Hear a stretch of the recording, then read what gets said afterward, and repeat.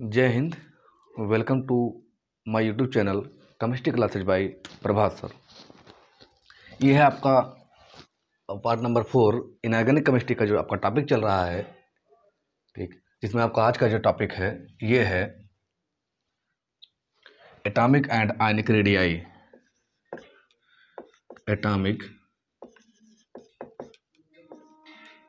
And ionic radii.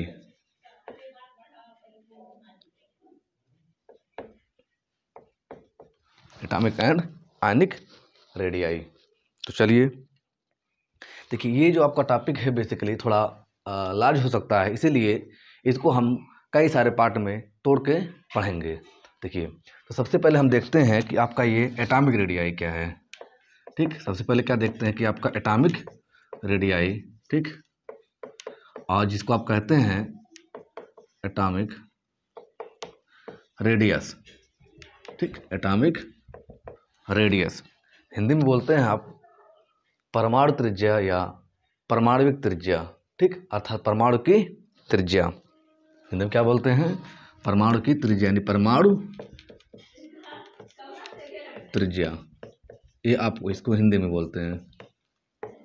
देखिए, जो आपका एटम होता है, ठीक, आप जानते हैं कि एटम में जो इसका साइज देखा जाता है या शेप देखा जाता है, तो जनरली माना जाता है आपका इस स्फेरिकल में। ठीक, इसको एज ए स्फीयर माना जाता है। ठीक, और ये कहाँ से माना गया है? तो डाल्टन एटॉमिक थ्योरी से ये चीज़ आया है।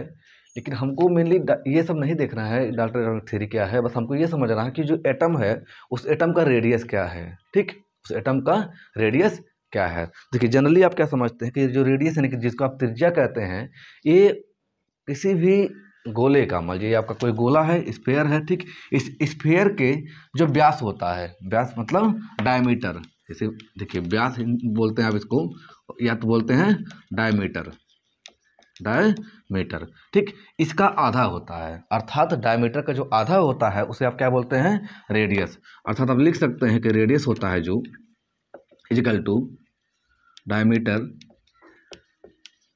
अपान 2 होता है, अपान 2 होता है।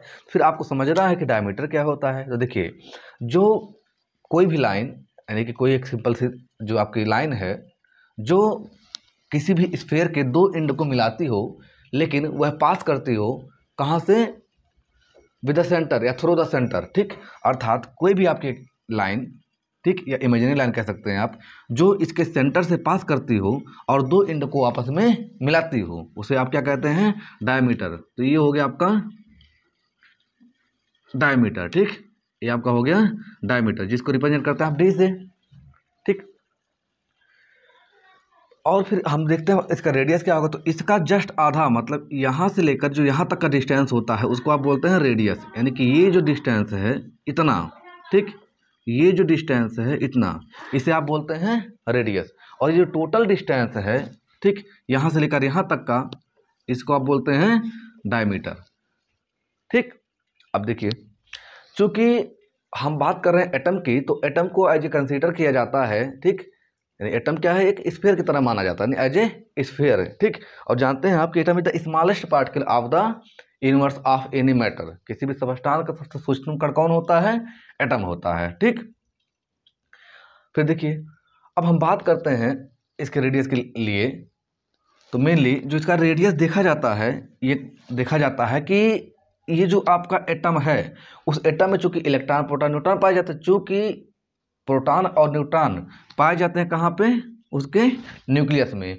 और इलेक्ट्रॉन जो पाया जाता है वो सराउंडिंग द न्यूक्लियस पाया जाता है। ठीक, अर्थात बाहर पाया जाता है। तो इसी के बेसिस पे इसको डिफाइन किया गया। ठीक, देखिए कैसे, जैसे ये आपका न्यूक्लियस है, तो आप देखे हैं कि बोहर मॉडल के अकॉर्डिंग या जितने भी अभी तक मॉडल आए हैं, ठीक, वो बोलते हैं कि ये जो इलेक्ट्रॉन होता है वो मूव करता है, ठीक है, अराउंड द न्यूक्लियस। तो देखिए, मान लीजिए हमने माना कि जो ये न्यूक्लियस है इसके सराउंडिंग में, ठीक, यहीं कहीं इलेक्ट्रॉन जो है ऐसे मूव कर रहे हैं। सपोज करिए इलेक्ट्रॉन है, तो इस इलेक्ट्रॉन का जब जैसे मूव करेगा तो ये पास हो जाएगा। अर्थात इस न्यूक्लियस, या हम कह सकते हैं कि इस एटम का जो रेंज होगा वो कहाँ से स्टार्ट होगा? यहाँ से लेकर यहाँ तक का स्टार्ट होगा। ऐसे इधर भी होगा और ऐसे इधर भी होगा, दोनों साइड इसका रेंज हो जाएगा।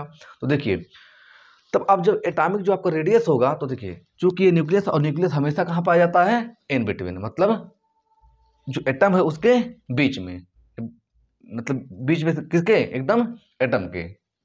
तो देखिए अब यहाँ पे जो एटम पाया गया है, सॉरी न्यूक्लियस है, ठीक, न्यूक्लियस पे, न्यूक्लियस कहाँ है, सेंटर में है। अब इस सेंटर से लेकर के, ठीक, ये जो इलेक्ट्रॉन का क्लाउड है जहाँ पे इलेक्ट्रॉन मूव कर रहा है, मतलब किसी भी एटम के न्यूक्लियस से, ठीक, जो इलेक्ट्रॉन का क्लाउड है जहाँ इलेक्ट्रॉन मूव कर रहा है, क्लाउड मतलब होता है घेरा, ठीक, क्लाउड का मतलब क्या होता है, घेरा जिसको आप बोलते हैं, ठीक, जहाँ पे इलेक्ट्रॉन मूव कर रहा है वहां तक की जो डिस्टेंस होती है उसे बोला जाता है एटॉमिक रेडियाई, एटॉमिक रेडियाई, यानी आपका। अतः आप ये कह सकते हैं कि एटॉमिक रेडियाई क्या है, इट इज ए डिस्टेंस, मतलब क्या है, एक डिस्टेंस है, दूरी है, ठीक, from nucleus to the electron cloud of outermost shell, ठीक। देखिए तो इसको हम कैसे डिफाइन करेंगे, तो देखिए इसका हम डिफिनेशन लिख सकते हैं कुछ इस प्रकार से, डिफिनेशन में, ठीक, the distance between the centre, the distance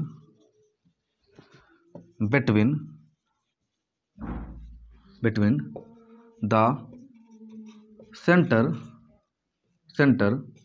and between the center किसके, या centre of the nucleus and centre of the nucleus and electron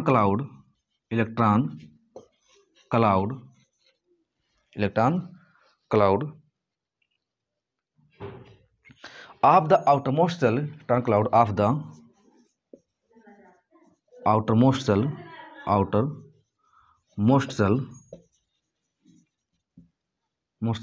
called is called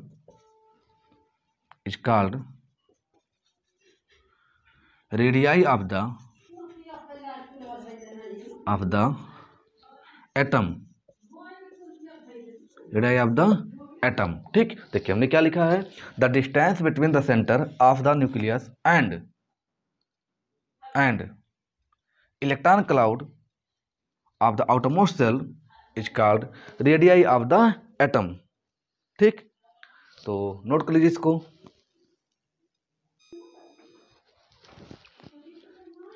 अब देखिए आगे, क्योंकि देखिए सिंस, ठीक, ये जो आपका एटॉमिक रेडियाई है, ठीक है, ये क्या है, बहुत ही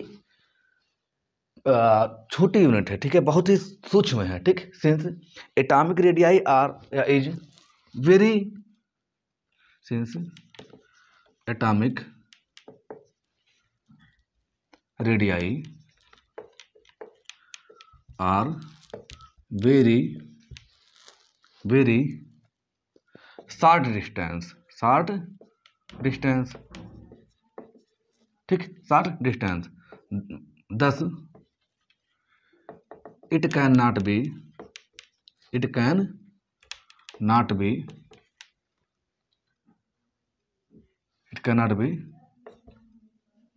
calculate easily, ठीक, easily, चूंकि क्या है कि एटॉमिक रेडियाई बहुत ही सूक्ष्म है, ठीक। अतः आप जानते हैं कि एटम ही आपका बहुत छोटा होता है तो रेडियाई तो और छोटी होगी, तो अगर एटॉमिक रेडियाई बहुत छोटी है तो इसको जो कैलकुलेट करना बहुत ही डिफिकल्ट होता है, ठीक। तो देखिए इजीली, इसी के लिए जो आपका रेडियाई है कैलकुलेशन के लिए जनरली 3 अन्य रेडियाई, अर्थात जो इनका केमिकल बॉन्डिंग होता है, यानी बॉन्डिंग के बेसिस पर इसको कैलकुलेट किया जाता है, ठीक।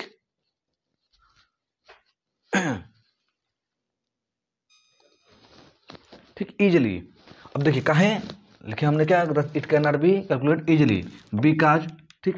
देखिए ऐसा क्यों होता है, इसका जो सबसे बड़ा रीजन होता है वो होता है बिकॉज इलेक्ट्रॉन, ठीक, because electron does not have any sharp boundary around the nucleus, around the nucleus. जैसे इस कहने का मतलब क्या है कि देखिए, ये आपको मान लीजिए हम कह देते हैं कि आपका ये न्यूक्लियस है और ये आपका इलेक्ट्रॉन का आउटरमोस्ट सेल है, ठीक, जहां पे इलेक्ट्रॉन मूव कर रहा है। तो चूंकि देखिए इलेक्ट्रॉन मूव करता है, देखिए एज ए पार्टिकल नेचर भी आप कह सकते हैं, एज ए वेव नेचर भी कह सकते हैं, ठीक, दोनों चूंकि पढ़ चुके हैं आप पहले प्रीवियस क्लासेज में। तो इलेक्ट्रॉन का देखिए जो ऑर्बिट होता है, ठीक है, एक आप पढ़ते हैं ऑर्बिट और एक पढ़ते हैं ऑर्बिटल।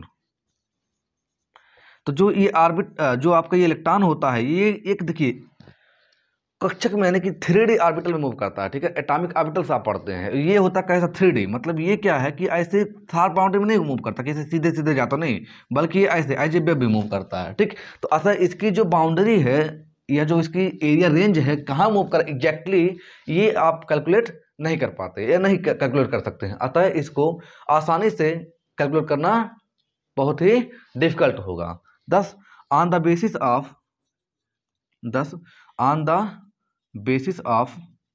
bonding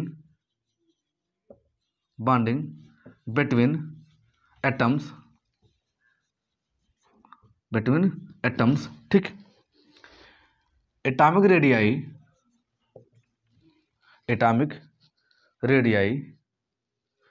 classified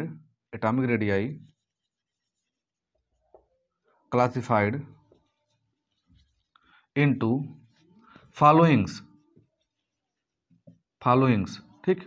देखिए कौन कौन सा, इसमें आप सबसे पहले देखते हैं कोवेलेंट रेडियाई, ठीक, कोवेलेंट रेडियाई। दूसरा वान डर वाल्स